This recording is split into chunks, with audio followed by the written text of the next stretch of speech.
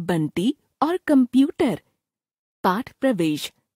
Computer आज के समय की आवश्यकता है, पर किसी भी वस्तु का अनावश्यक या अधिक प्रयोग हानिकारक भी सिद्ध हो सकता है। इस पाठ में एक लड़का कंप्यूटर के अत्यधिक प्रयोग के कारण मुश्किल में फंस जाता है। दुबला पतला बंटी धीरे धीरे मोटा होता जा रहा था। उसकी माँ बहुत खुश थी कि बंटी का स्वास्थ्य अच्छा हो रहा है। कुछ ही महीनों में बंटी का शरीर बेडौल होने लगा। अब उसे थोड़ा सा भी पैदल चलना पड़ता या सीढ़ियां चढ़नी पड़ती तो वह हांफने लगता। स्कूल में भी सारे बच्चे उसे मोटू कहकर चिढ़ाने लगे थे। पहले जब घर में सिर्फ टीवी था तब बंटी शाम के समय थोड़ा खेलने भी निकल जाता था, लेकिन जब से उसके पापा ने कंप्यूटर खरीदा तब से उसका खेलना कूदना या कहीं आना जाना सब बंद हो गया।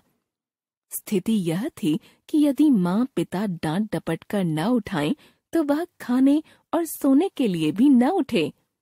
कुछ दिनों के बाद बंटी की आंखों से पानी आने लगा और उसके सिर में भी हल्का हल्का दर्द रहने लगा। बंटी अपनी माँ के साथ आंखों के डॉक्टर के पास गया।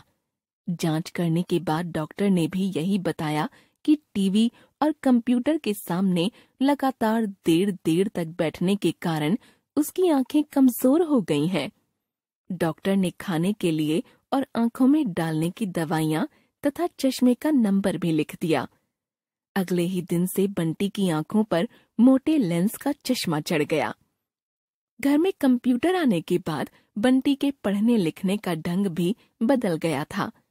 पहले तो वह हर विषय के नोट्स तैयार करता था, पर अब वह कंप्यूटर पर हर विषय की अलग अलग फाइलें मेमोरी में भरकर निश्चिंत हो जाता था। माँ लिखने का अभ्यास करने को कहती तो वह कहता, उफ माँ, आप वही पुराने जमाने की बातें लेकर बैठ गईं। अब कॉपी किताब और कलम दवात का जमाना नहीं रहा। यह कंप्यूटर युग है। सारा ज्ञान, सारी सूचनाएं कंप्यूटर की एक छोटी सी चिप में बंद कर ली जाएंगी। परीक्षाएं शुरू हुईं। पहले ही दिन विज्ञान का पेपर था। अपने हिसाब से बंटी ने काफी अच्छी तैयारी कर रखी थी। परीक्षा से एक दिन पहले वाली रात वह काफी देर तक कंप्यूटर पर गेम खेलता रहा। फिर उसने विज्ञान की फाइल खोली ताकि सोने से पहले सारे प्रश्नों के उत्तर एक बार दोहरा ले। तभी एकाएक बिजली गायब हो गई। बंटी भागा भागा छत पर गया तो देखा कि न सिर्फ उसके घर की बल्कि पूरे शहर की बिजली गायब थी। लगभग 1 घंटे तक प्रतीक्षा करने के बाद उसने घबराकर बिजली ऑफिस फोन किया। यह लोकल फॉल्ट नहीं है, ग्रिड फेल हो जाने के कारण पावर स्टेशन से ही सप्लाई बंद है। कल सुबह से पहले बिजली आने की संभावना नहीं है। बिजली ऑफिस से सूचना मिली। बंटी के तो पांव तले की जमीन ही खिसक गई। सारी रात बंटी को नींद नहीं आई। सवेरे बहुत उदास मन से वह परीक्षा देने पहुंचा और पुरानी याददाश्त के आधार पर प्रश्नों के उत्तर लिखने लगा। लेकिन यह क्या, उसकी कलम तो गति ही नहीं पकड़ पा रही थी। कारण यह था कि काफी समय से उसका लिखने का अभ्यास छूट चुका था।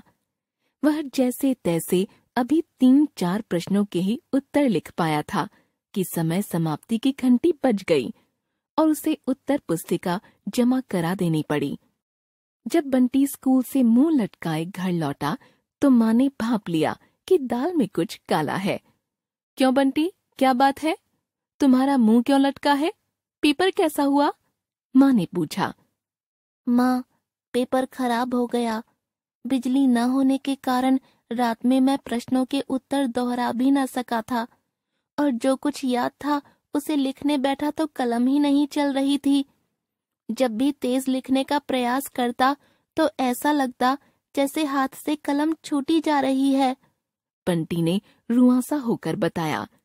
बंटी की सारी बात सुनकर माँ ने उसे समझाया, बेटा, भले ही यह कंप्यूटर का युग है, पर अभी भी किताब कॉपी का चलन समाप्त नहीं हुआ है और न कभी हो सकता है।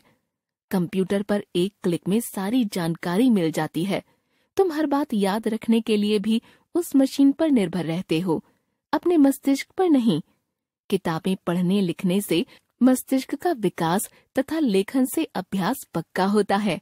माँ, मैं अब सही तरीके से पढ़ाई लिखाई करूँगा और जब आवश्यकता होगी तभी कंप्यूटर का प्रयोग करूँगा।